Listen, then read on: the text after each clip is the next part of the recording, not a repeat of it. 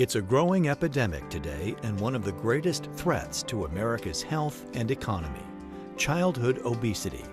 Statistics show about 32% of children and adolescents are obese or overweight, and almost 20% of all children ages 6 to 11 and 18% of those ages 12 to 19 are also considered obese.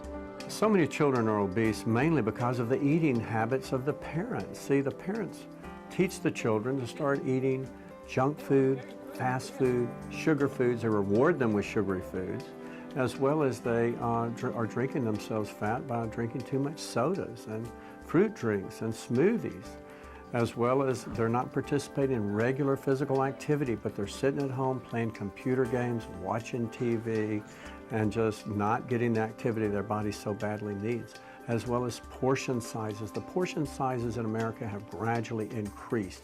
As a result, doctors say these wrong lifestyle choices can lead to a greater risk for numerous weight-related health problems. Well, the health risk factors of childhood obesity include high cholesterol, high blood pressure, heart disease, acid reflux disease, gallbladder disease, as well as type 2 diabetes. But also many of these patients with obesity, childhood obesity, also have ADHD because they're eating sugar, and sugar causes many of these patients to have hyperactive behavior. In addition, type 2 diabetes is now considered a new epidemic among children and adolescents. It's estimated that the incidence of diabetes is going to double or triple in the next 20 years, which many fear could collapse our healthcare system. Many obese children will eventually develop type 2 diabetes. And I tell parents that type 2 diabetes is a choice disease. You see, you catch a cold or you catch the flu, but you develop type 2 diabetes from making wrong choices, such as choosing the wrong foods, foods that are high in sugar, foods that are high in fat, by choosing to be obese and by choosing to be sedentary. Type 2 diabetes is escalating at such an alarming rate in children that what will happen in the future is diseases that occurred at later dates in adults, such as heart disease and such as acid reflux and such as cancers and other diseases, will start to occur at younger ages in children. Also, the complications of type 2 diabetes, including the nerve disease, the cardiovascular disease, the kidney disease, the eye disease, all the different diseases associated with it, can literally increase the cost of health care because of the treatments that these diseases entail. Dialysis is very expensive.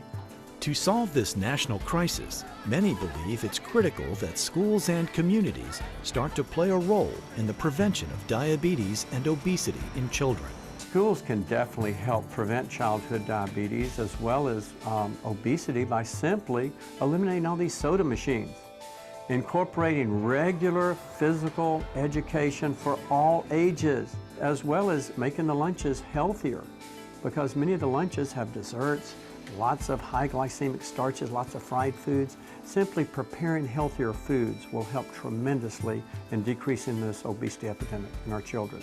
Today, our federal government has taken notice and new initiatives have been launched to combat these major health problems. The government is helping in a way to combat the childhood obesity, and that they're trying to push for getting rid of the sugar or the sugar beverages and vending machines, the sodas, as well as helping with better lunches, as well as instituting PE, physical education programs. And Michelle Obama is on a campaign to improve the health of school lunches, which is great, but it doesn't start with the government, it starts in the home. Popular, well-received books, such as Eat This and Live for Kids, written by Dr. Don Colbert, are also providing parents of all school-aged children a roadmap to eating and living healthier. The key principles for healthy eating are primarily teaching the parents how to select the healthy foods that they need that are tasty, that the children will actually enjoy, teaching them how to get rid of the irresistible foods that are making them obese, and then taking their child to the supermarket and showing them. And simply teaching these simple principles, the parent will learn exactly what they need to do and then teach the child what to do. Many parents say these principles are making it easier to raise healthy kids. The key principles of eating healthy are choosing nutrient-dense foods like fruits and vegetables, lean meats, low-fat dairy, as well as removing irresistible foods, junk foods, fast foods, removing snacks and cookies and candies, as well as removing the sodas and choosing healthy beverages like water and teas that are sweetened with stevia, and then practicing portion control. Dr. Don Colbert created the Divine Health Wellness Clinic dedicated to helping people around the world live and thrive in better health. I practice integrative medicine in Central Florida, which incorporates conventional medicine with nutritional medicine.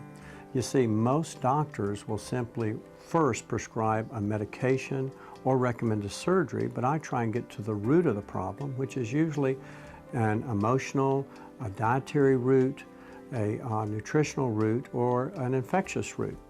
And so, see, the word dis-ease will eventually produce disease, but it starts with dis-ease. So what I want to do is get to the root of a person's problem, and that's why I've written so many books that literally looks at first the nutritional components, the dietary components, and the emotional components to disease instead of reaching for a medication to turn off a symptom.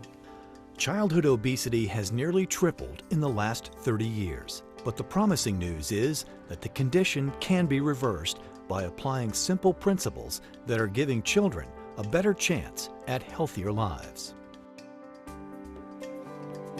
To learn more about the Divine Health Wellness Clinic, call 407-331-7007 or visit drcolbert.com.